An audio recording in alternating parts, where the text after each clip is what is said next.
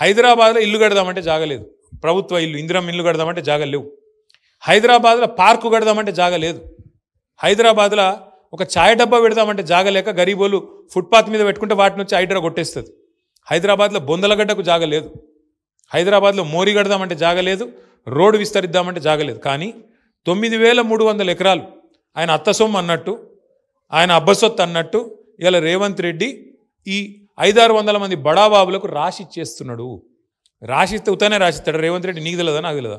ఇవాళ 10% కాదు, ఎక్కువనే ఉన్నది. 50% ట్యాక్స్ ఉన్నది, ఆర్ఆర్ ట్యాక్స్. 50% వెనుకకు నూక్కుండే.